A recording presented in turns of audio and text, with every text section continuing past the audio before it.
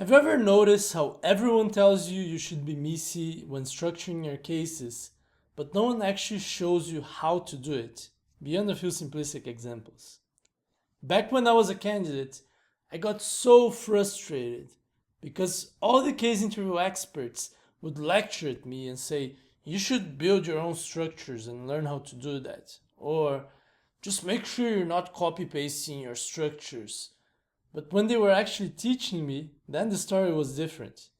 It was something like, here's one example of a MECE structure.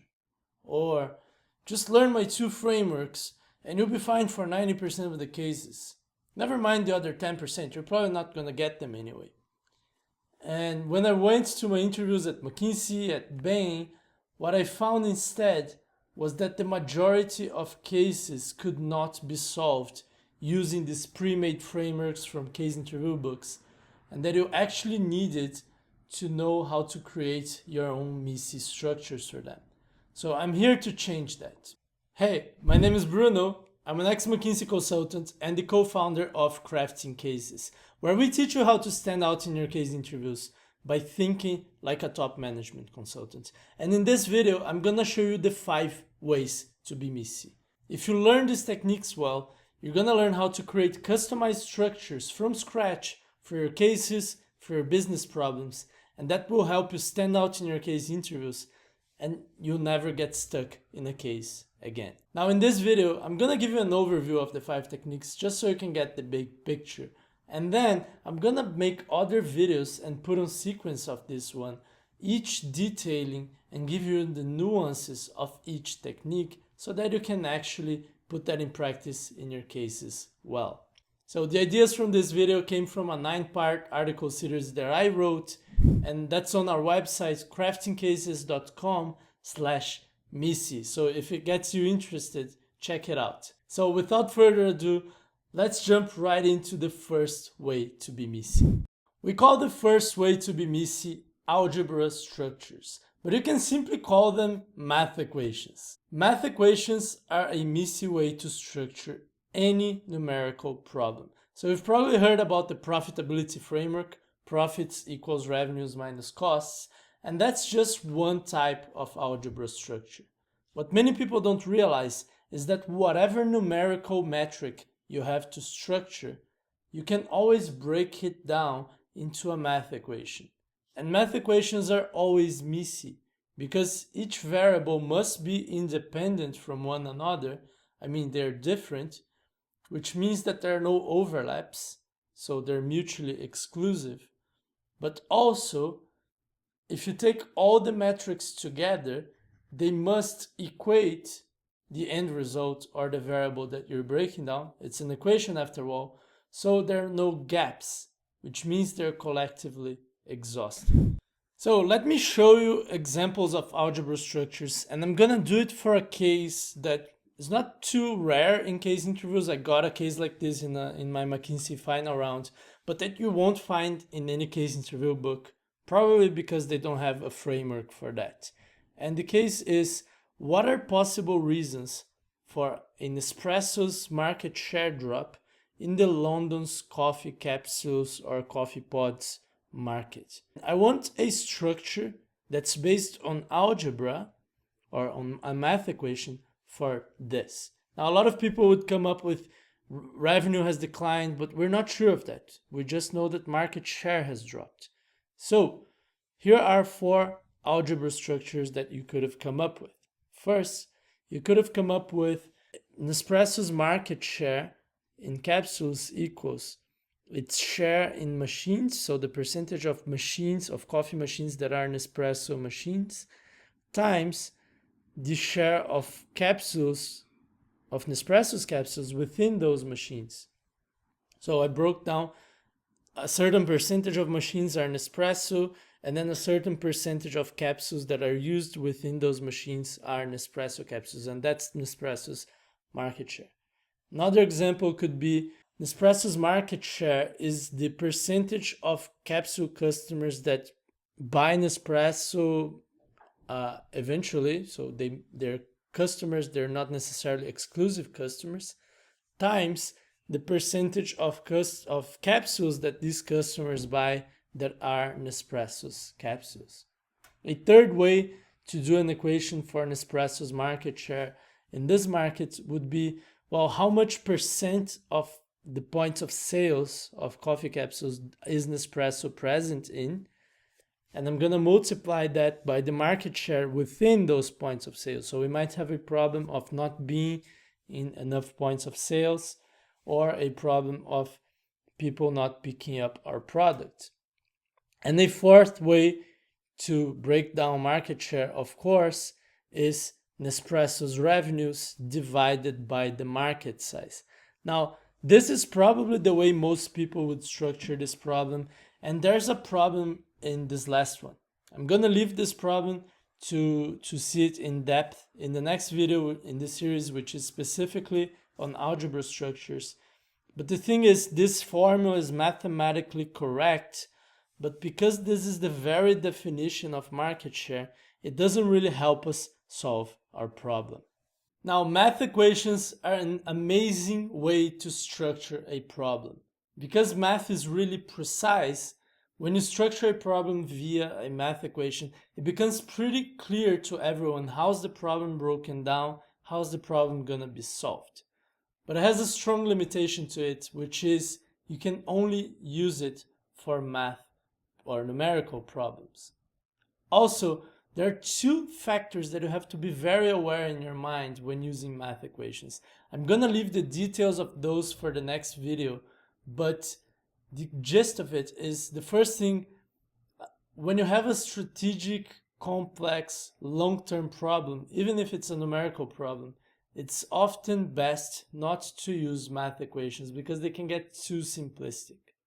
And the second thing is, when you use a math equation and you focus on the numbers alone, on the variables alone, you run the risk of not being insightful enough. So you don't want to be the consultant who has all the equations in their mind, but can never talk about real world stuff. So if you want to know how to use algebra structures correctly, check out the video specifically on it. It's an amazing way to structure a problem if you do it correctly and if you do it for the right types of problems. Now let's move on to the second way to be MECE. We call these process structures. This is probably the most underutilized structure type by candidates, and you can say that it might be one of the most useful also. It's so simple, it's so effective, and I used to use them probably every day at McKinsey. The underlying logic is this. When you have a problem that has an underlying process to it, you can be MECE by simply breaking down this problem into the stages of the process. And this must be MECE because processes have stages. They have a beginning, a middle, and an end. That means that each stage is different from each other, so it's mutually exclusive. There are no overlaps. But also, if you take all the stages together, you have the whole problem, you have the whole process. That means that there are no gaps, so it's collectively exhaustive. So to show you one example of a process structure, I'm just going to use the same case. Nespresso's market share has been dropping in the London's coffee capsules market. And this is not the best case to use a process structure with. It's better to use it for manufacturing cases, hiring cases, sales, anything that involves a process. But if you can see an underlying process for market share, and I can see one here, which is the customer journey to buy our product, that's kind of a process, we can come up with a structure even for this kind of problem.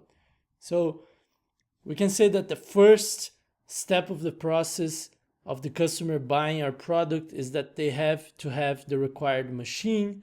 So maybe market share has been dropping because less customers have the required machine.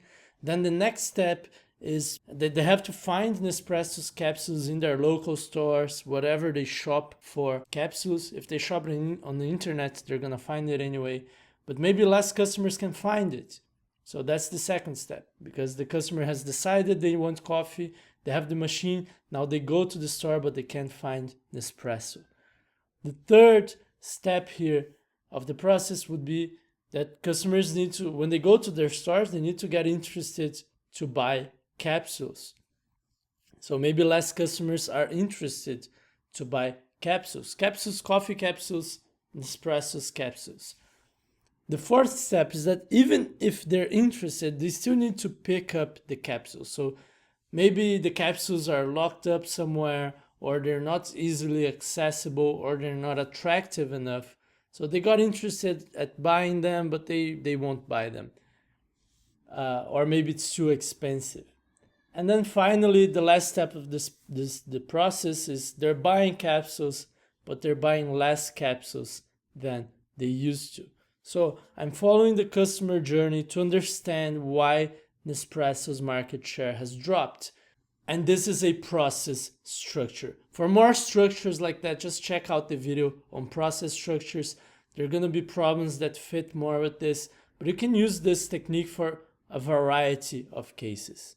Now, I had to stretch my thinking a little bit to make market share fit into a process. It wasn't the most elegant way to structure this case, but it could be done. And there are many types of problems where the most elegant way to structure them actually are process structures. So as I've said in the slides, sales, manufacturing, hiring, things with an underlying process to them. Now, this type of structure has a severe limitation, which is if there are no processes underlying the problem, then you can't use them at all. Also, even for process-like problems, in case it's a very strategic problem, this may or may not be the best way to structure them. And the reason is, when you change your strategy, does the process stay the same? Does the process even exist? So in strategic problems, you may consider using conceptual structures, which is the next part of this video. If your problem does not come out of a process, nor is it numerical, you probably need to use a conceptual framework, which is the third way to be MECE. Now, conceptual frameworks are basically qualitative structures that come out of grouping concepts together. Some commonly known ones are the 3 C's, or Porter's 5 forces, or the 4 P's of marketing, but you can actually create your own conceptual frameworks from scratch by grouping together ideas into broader concepts. So let me give you an example here. Same case, Nespresso's market share drop in the London's coffee capsules market. One conceptual framework we can use to figure this out is, well, maybe this happens because our customers have changed, or our competitors have changed, or our company has changed. So one of these three players must have changed something, and then we can detail that something in deeper layers of our structure. Another example is assuming that there was no shortage of production of the capsules, then either our product became less attractive, or our distribution channels are harder to find, or our price is too high, or new customers are unaware of our product. So I'm just using traditional frameworks here, the 3 C's on the left and the 4 P's of marketing on the right. But notice how in the 4 P's I actually adjust the wording to be more specific to this problem. Specifically in the last bucket, which traditionally would be called promotion, but I called it unawareness. Anyway, I'm just using the traditional frameworks here, but you can actually develop your own and be more specific to your cases. Because you can't quantify the parts of your structure, it's hard to eliminate the parts that might not be important. So if you're using an algebra structure or a process structure, you can get some numbers and see which parts matter and which ones don't. But when you're using a conceptual framework, you can't do it because you can't put numbers into the parts of your structure. I mean, you can't quantify customers or competition. So this qualitative approach forces you to look into every area, which is not very good for efficiency. But that's pretty good if your overall goal is to get the whole context of the situation, which is exactly the case when you have a complex, long-term strategic problem. So you want to use in most cases, you want to use conceptual frameworks in those types of cases, even if they have a numerical problem. For example, a long-term corporate revenue growth case could be more useful to use a conceptual framework than a price times quantity revenue type of structure. So you still quantify whatever you can in these long-term complex strategic cases, but you also want to look things at the qualitative side. More on this on the specific case for each technique, specifically the one on conceptual frameworks, but bear this fact in mind. A conceptual framework will force you to look at everything. You can't eliminate with that, which is bad if your goal is efficiency, but it's good if you actually need to look at everything and you can't really get numbers to make the decisions or to make the whole decision. Now, before moving on to the other two ways to be MECE, let's pause for a minute here. We just went through what we call the three core structuring techniques: algebra structures, process structures, and conceptual frameworks. Now, these three structure types are much more insightful than the other two, and so they should be the base of your structure. Whenever possible, use them, and you can actually structure any type of problem by either using one of them or by combining each of these three into an issue tree. So you might start a problem with an algebra structure and make an equation, then get one variable of this equation and build a process structure to detail it. Another variable you might want to explore with a conceptual framework. So that's something that's possible. The other two types of structures are still useful, mainly because they're so easy to do. So you can make your structures better with them, or they can get you unstuck of certain situations. So let's take a look at them. The fourth way to be MECE are called segmentations. Now, segmentations are the favorite way that case interview experts or case interview book writers use to explain the MECE concept. And segmenting basically means that you're slicing up the problem according to some criterion. For example, I could say that a pizza is divided into the crust and the center, and that's a way to segment the pizza. Or pizza segment into slice number 1, slice number 2, slice number 3. Now let's get into our case from this video just to see what segmenting looks like in Nespresso's market share example. So you could say that Nespresso has lost market share either because they lost market share in the household market or in the corporate market or in the hotels and restaurants market. Or you can say that they lost market share among low-income customers or mid-income customers or high-income customers. Or they lost market share either because they lost market share in the e-commerce channel or the own-stores channel or among retailers. Or they lost market share because they lost market share with customers who drink less coffee or more coffee. So these are some ways to segment Nespresso's market share loss. And they're all MECE because you're considering the whole market and separating them in different ways or in independent parts. Segmentations can be useful, but only as complements of other types of structures. Because you're tracking the same metric across segments, so in our case, we're still tracking market share in the household market, in the corporate market, or in the hotels and restaurants market. We went from market share to market share in each market. Because of that, they can lead you to a direction, but they can never tell you why your market share is dropping. And this is the reason why they're not as insightful as other structure types can be. Because these segmentations lead you to hypotheses, but never to a root cause, they can never get you to the root of the problem. So you can use them to spice up your structures, but if you base your whole problem-solving approach in segmentations, you'll always have hypotheses, but you'll never be able to understand why things are happening, which is a bad trait for a consultant, by the way. However, there is one situation in which if you don't use segmentations, you'll never get to the root of the problem. And we call that situation the mix effect. We estimate that about 30% of case interviews have them, and they have them because there's a lot of strategic business problems that have this problem. And because it's a bit long to explain here, we're gonna leave that to the video on segmentations. But just be aware that you usually use segmentations to spice up your problem solving approach, find better hypotheses, show better hypotheses, but they are actually necessary when you have a mixed effect problem, and you can never guess when you get those. So use segmentations as complements to make better hypotheses, to spice up your structures, and to get to the mixed effect problem when you have it, but use it as a complement for a core structure that's actually gonna be looking into deeper reasons of why something's happening or of why you should do something.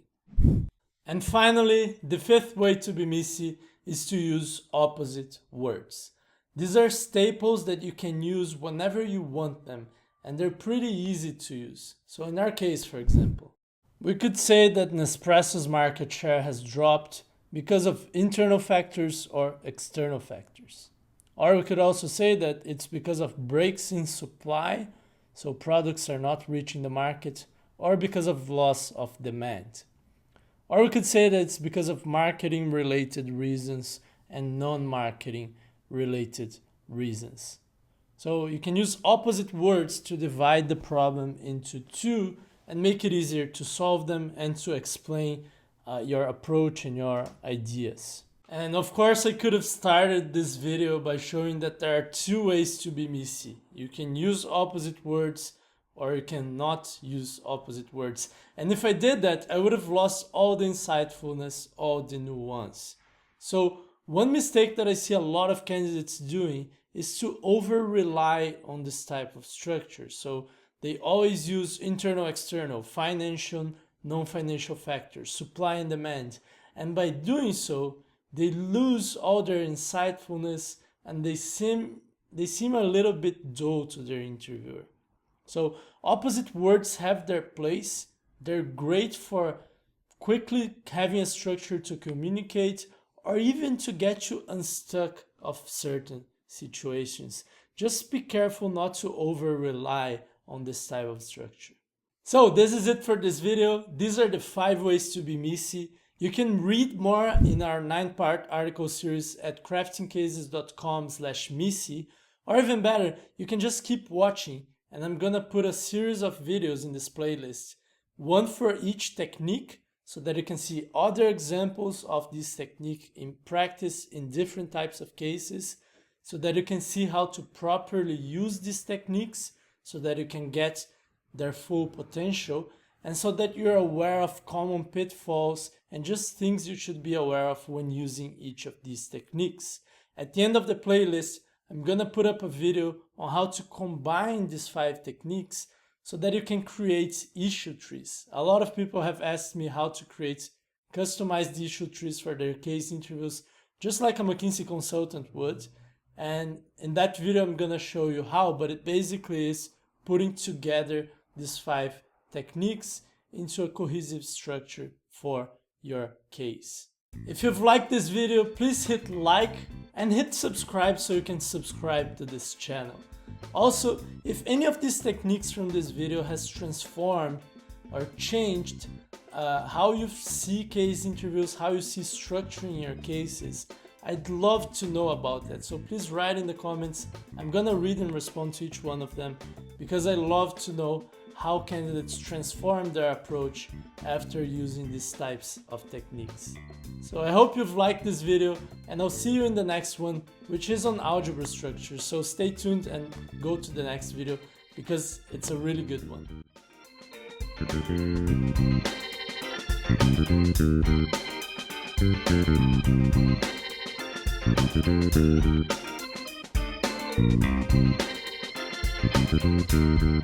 Thank you.